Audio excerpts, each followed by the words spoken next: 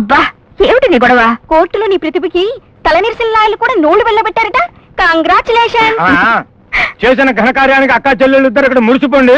అక్కడ జరాసందరాడు పెనం మీద పేలాలాగా నా మీద చెదపట్లాడుతున్నాడు. ఎందుకు? ఆయన కొడుకు జరిమానా వేయించినందుక? అందుకే కాదు, అతనికి తొత్తుగా బతుకుతున్న CIని సస్పెండ్ చేయించినందుకు కూడా.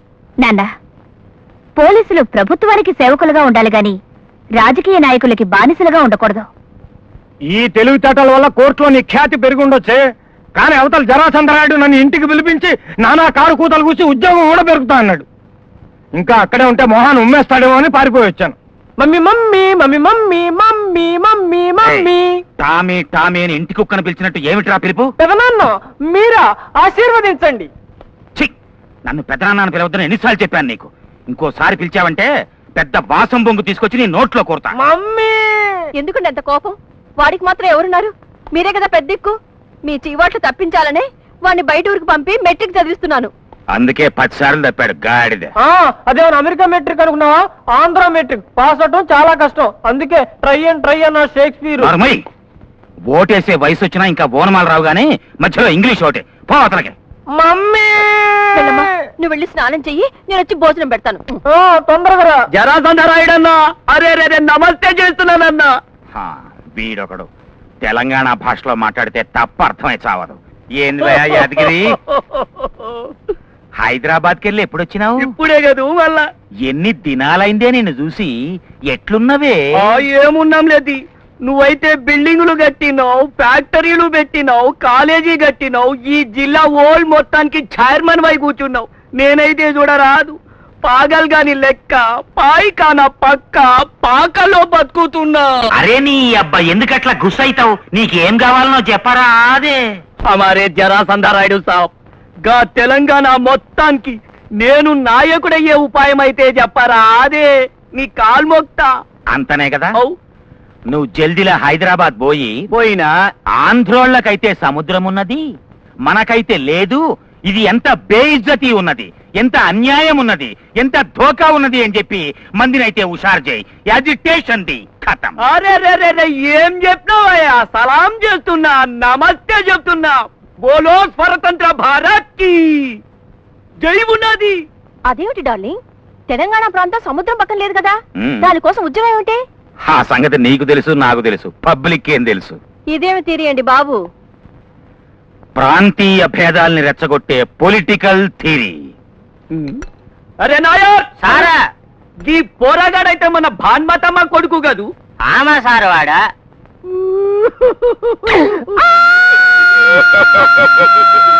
అరే రే బిడ్డ, నీ వెనక ఎంత విషాదమైన హిస్టరీ ఉన్నదిరా.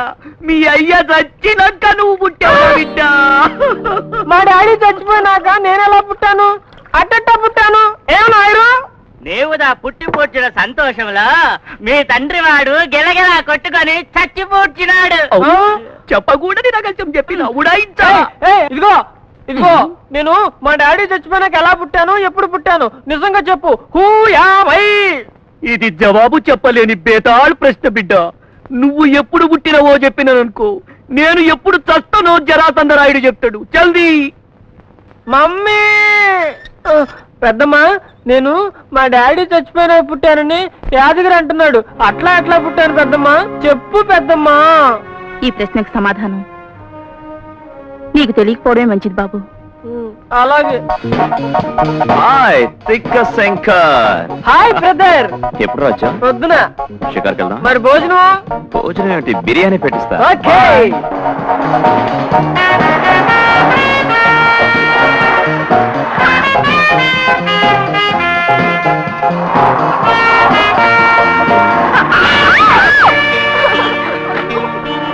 అమ్మో, బ్లడ్ రక్తం. పద, పసరు కట్టు కడతాను. కొత్త రిక్షా కొనుక్కో. ఏం లాయరు, గుర్తుపట్టావా? నీ అహంకారాదా? నీకు తెలివితేటలే అనుకున్నాను, పొగరు కూడా ఉందన్నమాట. ఆ పొగరే ఉండుంటే ఈ పాటికి నీ చెంప పగిలుండేది. ఆ, డబ్బుతో నేను దెబ్బ కొట్టడమే గాని నన్ను దెబ్బ కొట్టగలిగిన వాళ్ళని నేను ఇంతవరకు చూడలేదు. ఫర్ అన్ ఎగ్జాంపుల్, నీ రిక్షాను కావాలని గుద్దాను. వెళ్ళి కేసు పెడతావా? ఒకవేళ నువ్వు కేసు పెట్టినా ప్రూవ్ చేయలేవు. ఎందుకంటే నువ్వు కేసు పెట్టే లోపే నేను హాస్పిటల్లో ఉన్నట్టు సర్టిఫికెట్ తీసుకుంటాను. చూడు, ఈ చావు తెలివితేటలు తగ్గించుకోకపోతే ఎప్పుడో ఒకప్పుడు నీ డెత్ సర్టిఫికెట్ కూడా తెచ్చుకోవాల్సి వస్తుంది. మీ నాన్న Shit. నేనంటే నీకెందుకింత అభిమానం? దొంగను చూసి కుక్క ఎందుకు మరుగుతుంది? మీద పడి పీకడానికి. అదేం కాదు, కావలసిన వాళ్ళు దొరికారన్న ఆనందంతో. ఇంతకి కుక్క నువ్వా నేనా? నీ మనసు దోచుకున్న నేను దొంగని, నన్ను చూసి ప్రేమగా మరిగిన నువ్వు నా బొచ్చు కుక్క. చీపా! బ్రదరు! బ్రదరు!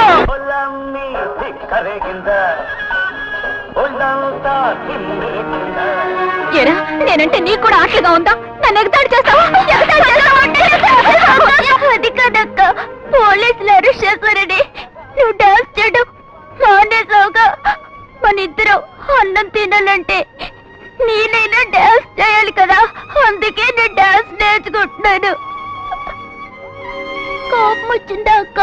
నీకు ఇష్టం లేకపోతే నేను డాన్స్ చెయ్యలే. ఆకలేస్తే మంచినీళ్ళు తాగి పడుకుందాం. తమ్ముడు, నేను సాగునైనా చేస్తాను కానీ నిన్ను మాత్రం ఆకలితో బాధపడివ్వను. వీరా, నీ వృత్తిని పోగొట్టి నీకు ఈ పరిస్థితి తెచ్చినందుకు నా మీద కోపంగా లేదా? బ్రతకనిస్తుంది కదా అని తప్పుడు మార్గంలో బ్రతకాలనుకోవడం కూడా తప్పే కదండి. నా వృత్తి ధర్మం కోసం నీ వృత్తిని చెడగొట్టాను. నువ్వు గౌరవంగా నిలబడాలని నేను చేసిన ప్రయత్నం నీ జీవనాధారాన్నే పోగొట్టిందన్న బాధ నాలో మిగిలిపోయింది. నీ తమ్ముణ్ణి మా నాన్నగారికి అప్పచెప్పి వాడికి చదువు చెప్పిస్తాను. స్వశక్తితో నిన్ను నువ్వు పోషించుకునే మార్గం చూపిస్తాను. సాటి మనిషిగా ఇది నా బాధ్యత.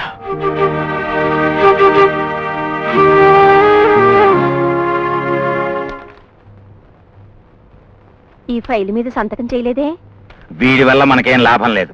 అవసరం తీరాక మన ఇంటి తలుపులు ఊడబెరికి మన ఇంటి ముందే భోగి మంటలు వేసుకునే కంత్రి వెధవాడు. డార్లింగ్, హా.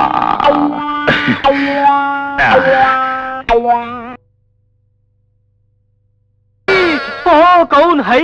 అందంగా సంతకం పెడుతుంటే మధ్య నీ గోలేమిట్రా నేను తెక్కవెధవా? ఎప్పుడు పుట్టాను 1967 డిసెంబర్ నెలలో. కదా? ఇదిగో పాత పేపరు. మా నాన్న 1966 ఆగస్టు 15 నాడు చచ్చిపోయాడు. అంటే మా నాన్న చచ్చిపోయిన 16 నెలలకు నేను పుట్టానన్నమాట. ఎలా పుట్టాను? నేను 16 నెలలా ఉన్నాను. మా అమ్మ గడిపాను ఏసీ రూమా. అసలు బయటికి రాకుండా లోపలే ఉండిపోతే పేడ వదిలిపోయేది. నా ప్రాణాలు తీయటానికి పుట్టా. హలో, నీ రాక కోసమే నేను ఇప్పటి వరకు ఎదురు చూశాను. దేవుడి గుళ్ళో రాక్షసుల నివాసం ఏర్పరచుకున్నారని తెలిస్తే వచ్చేదాన్నే కాదు. అందమైన ఆడపిల్ల అసహ్యించుకున్నా కళాత్మకంగానే ఉంటుంది. సంస్కారం లేని మగాడికి అసహించుకున్న పొగిడినట్టు అనిపిస్తుంది. ఇలా వెంటపడదని మొన్న సున్నితంగా హెచ్చరించాను. ఇప్పుడు ఘాటుగా చెప్పాల్సి వస్తుంది. సారీ, నువ్వలా చెప్పే కొద్దీ నీ వెంటే పడాలనిపిస్తుంది ప్రతిసారి. పశువులకి మీరు పశువులను గుర్తు చేయకుండానే పశువుల్లా ప్రవర్తిస్తాయి. కానీ నీలాంటి వాడికి అనుక్షణం నువ్వు మనిషివి అని గుర్తు చేయాలి. అలాగే గుర్తు చేయి, కానీ ఈ గుడిలో కాదు, నా గెస్ట్ హౌస్ లో. అక్కడికి వస్తే మన్మథుడి శృంగారపు చిట్కాలు, శ్రీకృష్ణుడి రాసలీలలు ప్రతిక్షణం గుర్తు చేసుకుందాం. పరుగు మీద నీకు పరమాత్మని చూపిస్తాను. వస్తావా? అమ్మో అమ్మో, లబ్బరికి తగిలింది. అమ్మో అమ్మో, ఎంత దెబ్బ తగిలిందో. ఉండు, కట్టు కడతాను. ఏయ్, ఆగు. నన్ను కాదన్న వాళ్ళని కాళ్ళ కిందకు తెచ్చుకోవడం నేను ఉగ్గుపాలతో నేర్చుకున్న విద్య. బ్రతికిపోయి టేక్ కేర్. ఊరుకోమ్మా, తగ్గిపోతుంది. అవును, నేనంటే నీకెందుకింత అభిమానం? ఎందుకా? వసంతకాలంలో కోకిల ఎందుకు కూస్తుంది? ఈ ఎండ దెబ్బకు నాలికండి. ఛీ, కాదు. వసంతకాలం అంటే కోకిలకు ప్రేమ, నాకు నువ్వంటే ప్రేమ. అమ్మో, మక్క పిలుస్తుంది. ప్రేమించిందట. ప్రేమ తలకి బొక్క పడితే పడింది, ప్రేమ దక్కింది. శంభో శంకర.